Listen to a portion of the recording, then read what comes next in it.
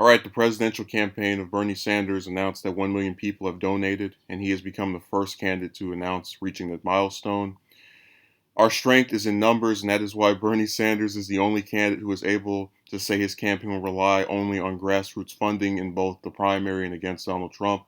Sanders' campaign manager, Faiz Shakir, said in a statement, "Like all campaigns, we are beholden to our donors, and we're proud to stand with 1 million working people."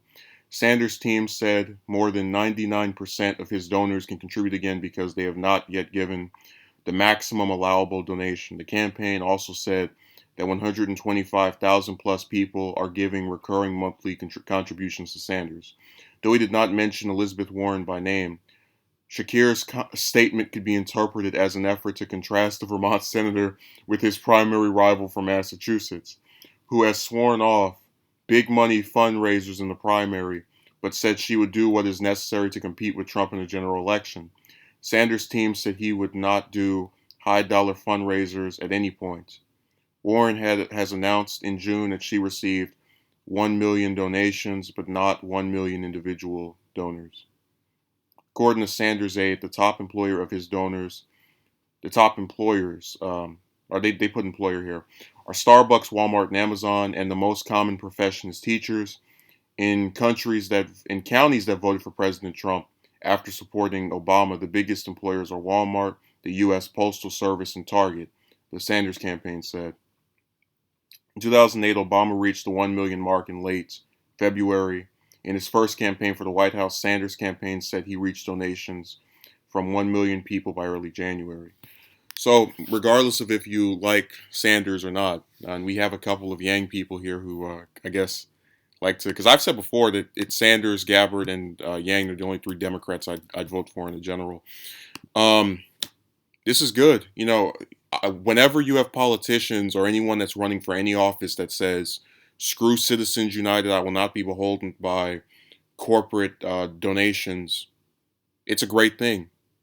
And that it doesn't matter who it is that does that, whether it's Harris or Biden or O'Rourke or Buttigieg. It's completely fine. We don't need these rich people contributing to the campaigns of candidates who will tell you that they stand for regular people, when we know that, and we've actually had polls that indicate that a majority of Americans believe that large dollar donations from corporations and millionaires and billionaires directly influence politicians. So it's nice. There's a little part of this article and I should have gone to the Hill as I usually do for this information, because they had an article on this as well. Politico kind of got on my nerves because if you heard the part where they're like, these remarks by his campaign manager can be interpreted as a dig at Senator Elizabeth Warren. It's like, he didn't even say anything about her.